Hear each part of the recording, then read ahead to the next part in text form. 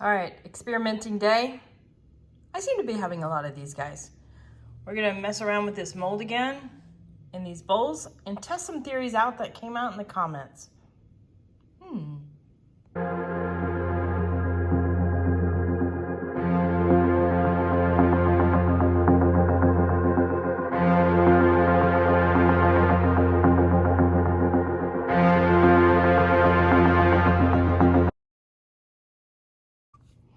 Howdy, howdy, this is Clara Lawrence.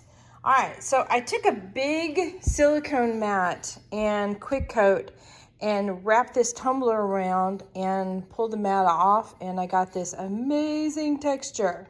However, clearly there was some mistakes, but I'm salvaging this one. See video coming out hopefully soon. And I got a lot of comments on this video. What if you did this, or what if you did that? So I'm going to test two of the ones that I thought were pretty, it made sense. It made a lot of sense. So we're going to do that today. And I thought that this would be the perfect kind of avenue to test these out in these little guys, little ring bowls.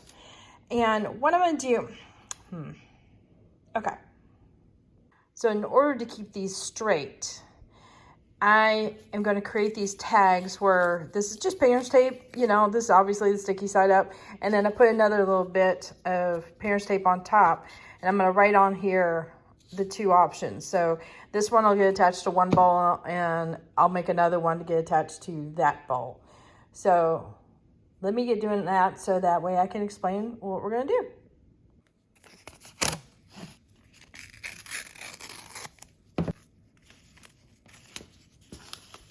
Easier said than done.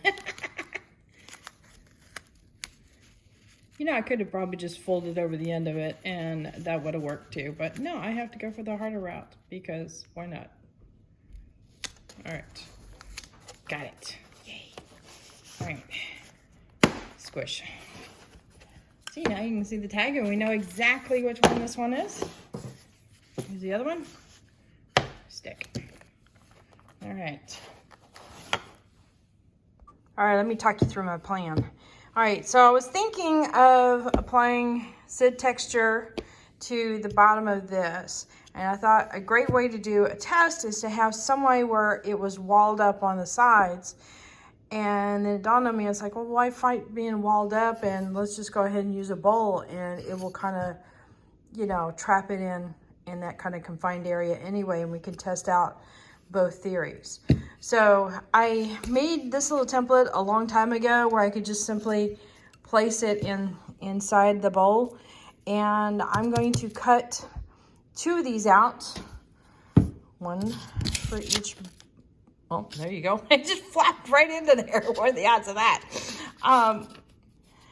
Two of these guys here, I'm going to cut two of them out and stick them in said bowls, and we'll go from there.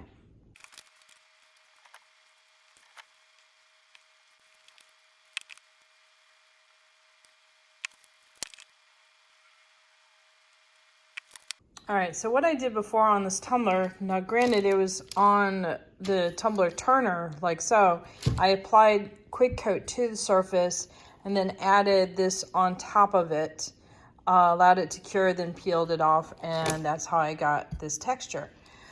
Now, so there's some theories about whether or not I had enough resin on there or not. Note that when you add resin and it's on the turner, if it's too much, it immediately starts dripping off. So I don't know if I could apply to any more because I remember it being a fairly decent amount on this guy. So what I thought also with the bowls is on one of these guys, I was going to add a healthy amount of this, apply this, and just push it around until I got it all the way to the edges and stuff. In other words, it just started to come out or I could see it, and I knew I got everything covered really well. Now this does have a little bounce back. So I wonder if I need to have that weighted down. I'm glad I'm talking this through because now I'm running into some individual problems. Okay, so, and then this guy, what I thought I would do is apply the resin to here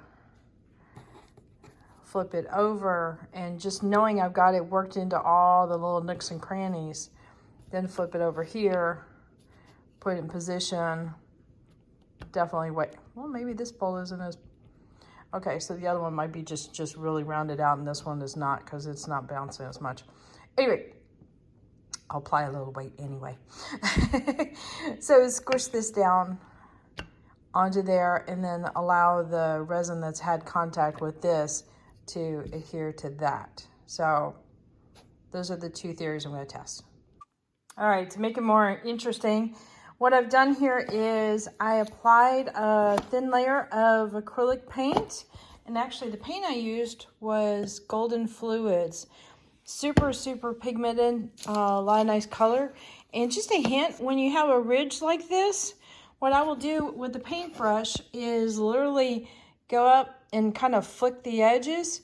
And for the most part, I end up with a clean edge, but before the paint has had a chance to dry, I'll go get a paper towel, fold it up a couple times, get a little bit of water on the end, and then just rub it around the edges several times. And what that'll do is it'll kind of feather out that edge, so you don't get really a sharp edge. Let's see. Let me see if I can zoom this in. It's kind of a blended edge, but I really like the look of that. And it's really, really easy to do. So the key part on that is when the paint is still wet, you can go and you can clean it off with a little bit of water. Now, what we need to do is make sure that this is really, really dry. Obviously, water and resin do not mix well, so not good. So let those guys dry for a little bit. Now, I thought we'd also jazz up these guys, and I'm going to do some dust painting with a brush onto here, and I got two colors out that would be dramatically different. So this is Dalmatian Obsession. Artist Still Def sells this one. I believe it's a blue-green shift. Mad Hatter, I'm not entirely sure. I think it's definitely got some reds and purples. I don't know. We're going to find out together. I don't have them all memorized. I should. You would think I would because I play with them so much. So anyway, that's why I did the black, because chameleons really go pow with the black. So we're going to dust these over real quick and get ready for the next step.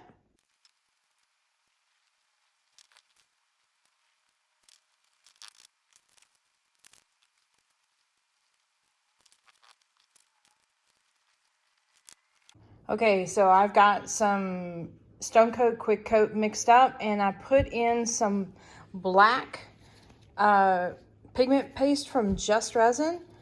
Just Your Base, whoop, that's not the name. There's the name, black. Into it to go ahead and tint it up, because the chameleon's going to be the star. So this is the same product that I used on the tumbler. So there is a possibility still of some bubbles, and I've actually added some heat to this a couple times to kind of pre-pop some bubbles. So expect that with the mold. Now, if I'm doing this in a bowl, most likely what I'll do is either use the regular Stone Coat countertops version or the art coat to do this. But on the tumbler, you have to move fast because it is turning and it's also horizontal. So it needs that quick coat property to it. But I figured if we're going to go ahead and do a test, and we're kind of, you know, recreating in a way, but trying other options, I figured it was best to go with the same resin. So let's get to making the messy happen. All right, like a doodle brain, that last segment didn't record. What I did is I used one of my silicone spoons, and see how thin that sucker is, and scraped off a bunch. I wasn't worried about the stuff that's in the middle, because that'll just peel up with no problem. What I was worried about is there being a big blob that came over and create that little hook. And when that cured and you pulled this out, it would just leave that hook of resin. So right now what I'm thinking is going to happen is I'm going to have a void here when I pull the mold out, where you have the texture. And as long as the void is fairly consistent all the way around, I can deal with that. So I've been working on scraping this off the edges here. I remember I was worried about any kind of bow, and I'm not sure if it's this one or the other one. So I thought if I put a paper cup in the middle and then weigh it down with something. And I've got some extra paints that are, this one hasn't been used, so it's got some weight to it. And that way the resin doesn't stick to my paint bottle, and the resin will just peel off the silicone mold and attach to the paper cup. So that's the only thing that is going to be, if there is any waste there. All right, let me get the other one. Ah, that's the one that has the bow, definitely. There. And there. All right, I'm gonna put these guys to the side and let them cure up. All right, I'm about to unveil these guys. And one thing I can tell really quickly is that applying the resin onto the mold and putting it in there definitely yields not a whole lot of excess on the sides versus having a puddle and then squishing the mold into it. So I'm curious to see what it looks like as far as texture when I pull these guys out. No idea. All right, let me get set up. Okay, here we go.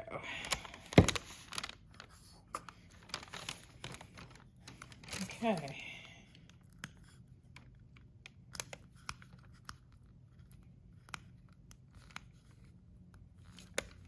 Now I understand why on a lot of druzy molds where they have them so that they're inset in on, like on the top or on the bottom, and you're meant to peel them off separately, it's like a single layer, that they have a tapered edge, and that probably helps prevent the little foldovers. All right.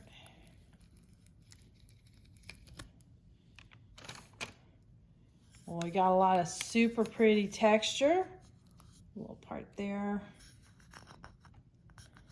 There's a little bit of some holes there. A little bit there. But for the most part, I'm really happy with that. Okay, so I would say that's a pretty good success rate. That's really pretty.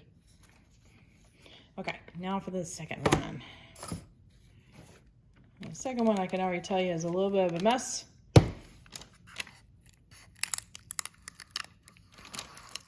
And I'm really glad I put the cup there. All right, how am I gonna get this out?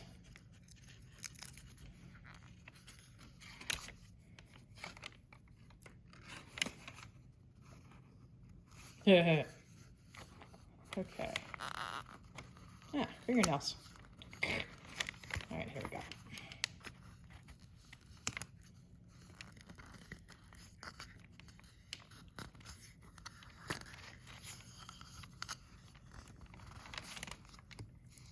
Ooh, we definitely went underneath. Okay, so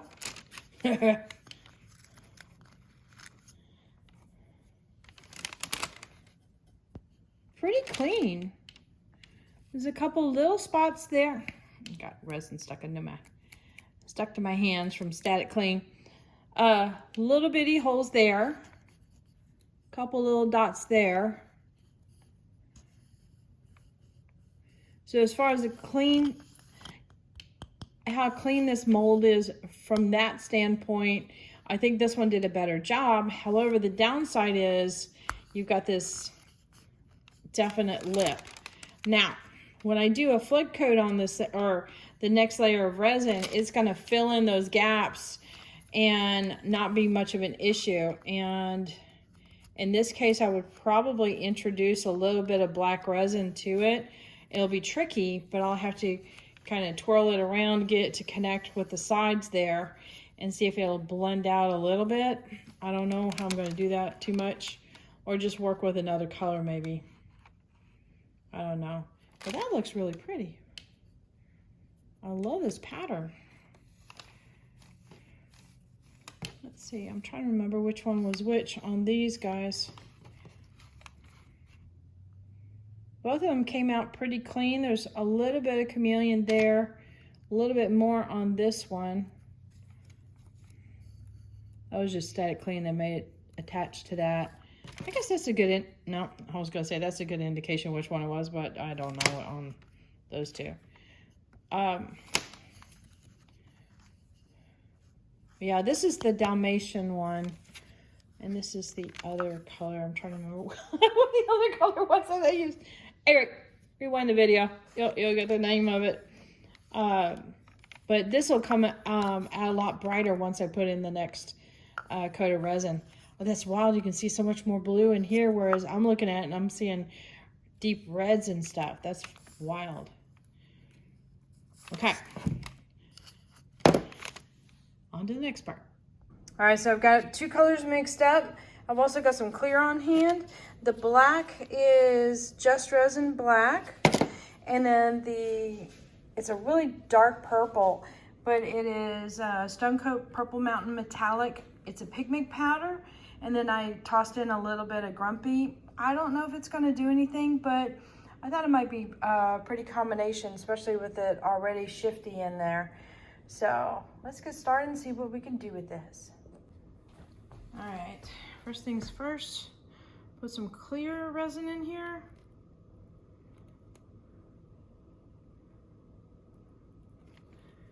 It's gonna be a fair amount.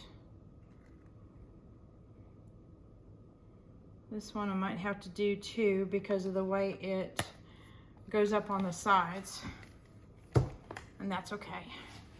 Let's see, I'm gonna hit these real quick.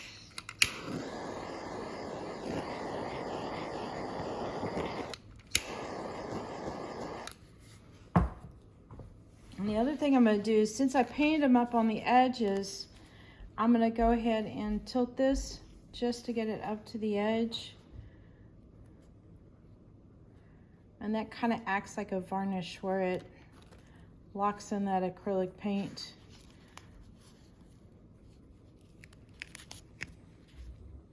And my gloves are sticking to the tape. Okay, so there's that. All right, tilt this one.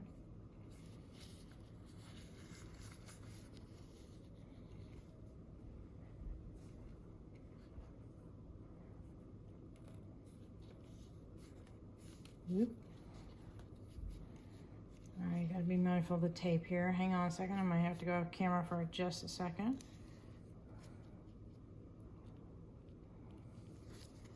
All right. And then all I'm gonna do here is I'm gonna do a little bit of black around the edge, and then a little bit of the purple around the edge too.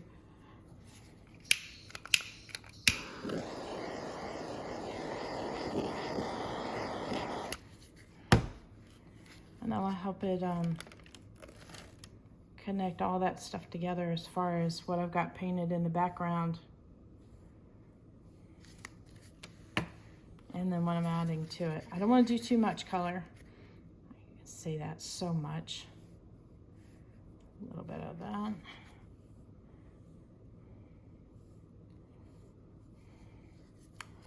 Okay. I'm gonna hit this with the heat gun and kind of blow out the color a little bit.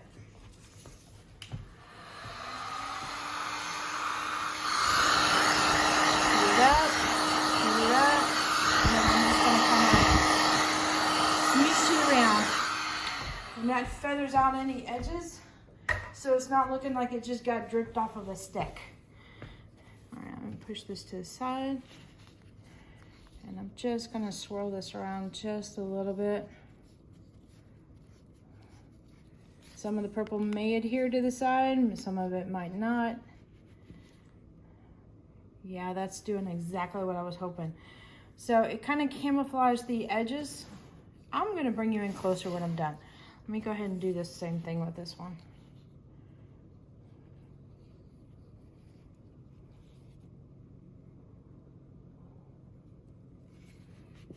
That way.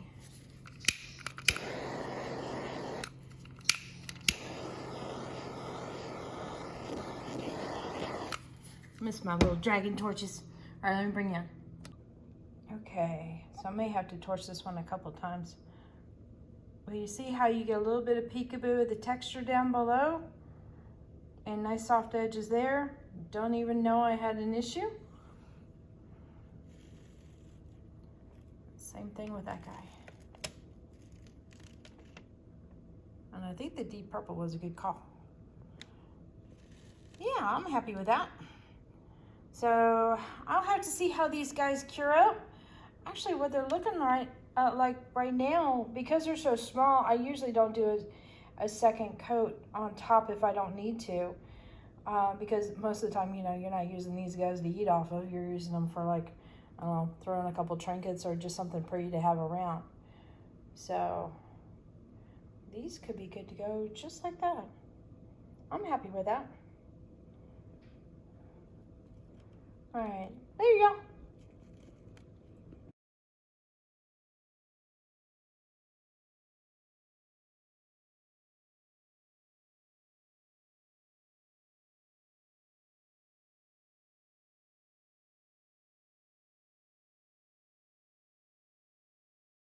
All right, hit that like button, hit the subscribe button. Definitely hit the bell to get notified next time I put a video up. And check out the links in the description below. I get all my resin art supplies from Artist Till Death. However, I do believe the Purple Mountain metallic powders are sold by Rhonda at RK3 Designs, and I'll put her link down there as well. But also, there's my Etsy store where I have artwork going up, and I've got a lot more coming up soon. And my Amazon store where I have all my links, smorgasbord kind of thing, where I get tiny bit of commission. We're talking pennies, and it doesn't change your price at all. So click away. There you go.